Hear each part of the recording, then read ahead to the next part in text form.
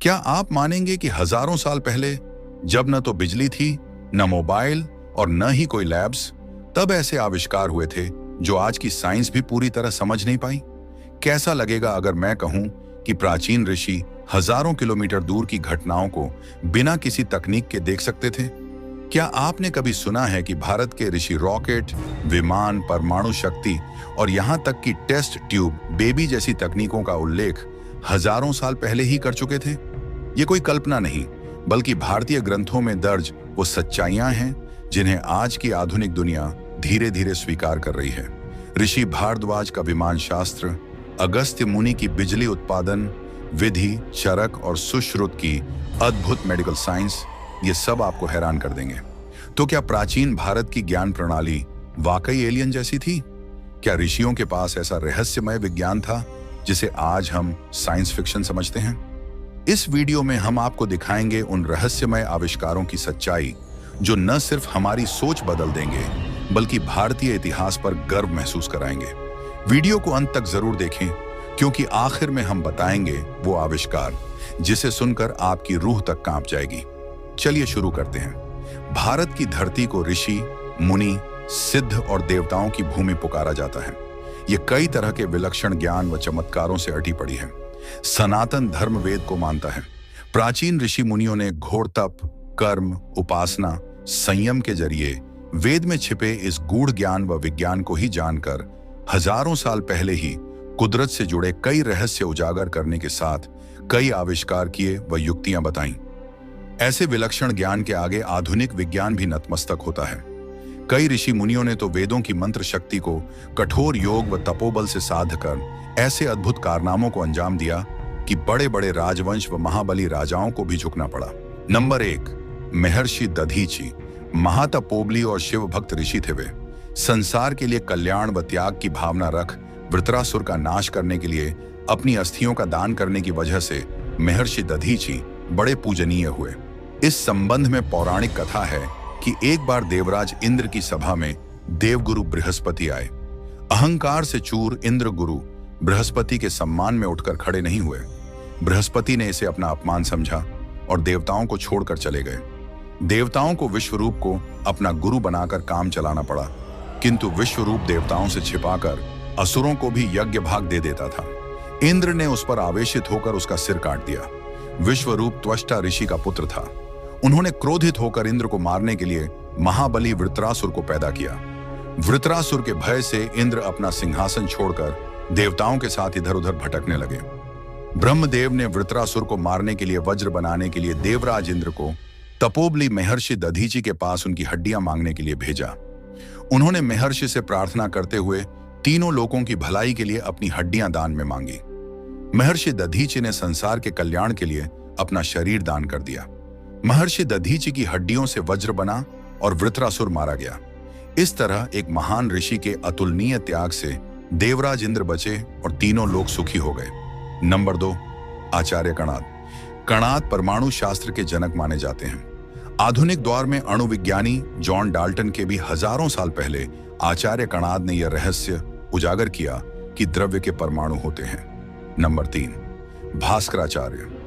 आधुनिक युग में धरती की गुरुत्वाकर्षण शक्ति पदार्थों को अपनी ओर खींचने की शक्ति की खोज का श्रेय न्यूटन को दिया जाता है, किंतु बहुत कम लोग जानते हैं कि गुरुत्वाकर्षण का रहस्य न्यूटन से भी कई सदियों पहले भास्कराचार्य जी ने उजागर किया। भास्कराचार्य जी ने अपने सिद्धांत शिरोमणि ग्रंथ में पृथ्वी के गुरुत्वाकर्षण के बारे में लिखा है कि पृथ्वी आकाशीय पदार्थों को विशिष्ट शक्ति से अपनी ओर खींचती है। इस वजह से आसमानी पदार्थ पृथ्वी पर गिरता है।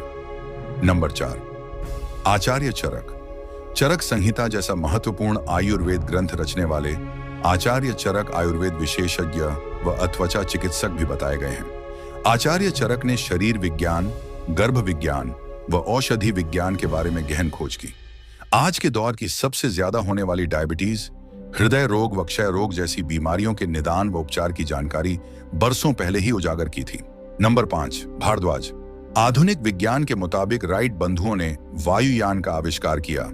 वहीं हिंदू धर्म की मान्यताओं के मुताबिक कई सदियों पहले ऋषि भारद्वाज ने विमान शास्त्र के जरिए वायुयान को गायब करने के असाधारण विचार से लेकर एक ग्रह से दूसरे ग्रह व एक दुनिया से दूसरी दुनिया में ले जाने के रहस्य उजागर किए।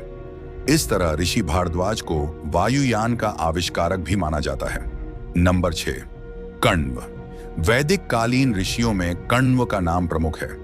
इनके आश्रम में ही राजा दुष्यंत की पत्नी शकुंतला और उनके पुत्र भरत का पालन पोषण हुआ था।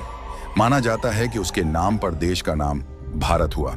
सोमयज्ञ परंपरा भी कण्व की देन मानी जाती है। नंबर 7, कपिल मुनि। भगवान विष्णु के 5वें अवतार माने जाते हैं। इनके पिता कर्दम ऋषि थे। इनकी माता देवहूति ने विष्णु के समान पुत्र चाहा, इसलिए भगवान विष्णु खुद उनके गर्भ से पैदा हुए।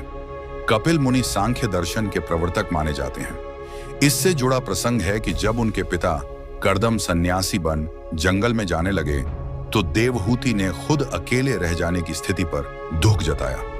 इस पर ऋषि कर्दम देवहूति को इस बारे में पुत्र से ज्ञान मिलने की बात कही। वक्त आने पर कपिल मुनि ने जो ज्ञान माता को दिया वही सांख्य दर्शन कहलाता है। इसी तरह पावन गंगा के स्वर्ग से धरती पर उतरने के पीछे भी कपिल मुनि का शाप भी संसार के लिए कल्याणकारी बना। इससे जुड़ा प्रसंग है कि भगवान राम के पूर्वज राजा सगर द्वारा किए गए यज्ञ का घोड़ा इंद्र ने चुराकर कपिल मुनि के आश्रम के करीब छोड़ दिया।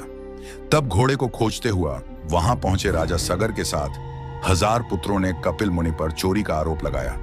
इससे कुपित होकर मुनि ने राजा सगर के सभी पुत्रों को शाप देकर भस्म कर दिया। बाद के कालों में राजा सगर के वंशज भगीरथ ने घोर तपस्या कर स्वर्ग से गंगा को जमीन पर उतारा और पूर्वजों को शाप मुक्त किया। नंबर 8, पतंजलि। आधुनिक दौर में जानलेवा बीमारियों में एक कैंसर या कर्करोग का आज उपचार संभव है, किंतु कई सदियों पहले ही ऋषि पतंजलि ने कैंसर को रोकने वाला योग शास्त्र रचकर बताया कि योग से कैंसर का भी उपचार संभव है। नंबर 9, शौनक। वैदिक आचार्य और ऋषि शौनक ने गुरु शिष्य परंपरा और संस्कारों को इतना फैलाया कि उन्हें 10,000 शिष्यों वाले गुरुकुल का कुलपति होने का गौरव मिला। शिष्यों की यह तादाद कई आधुनिक विश्वविद्यालयों की तुलना में भी कहीं ज्यादा थी। नंबर 10, महर्षि सुश्रुत।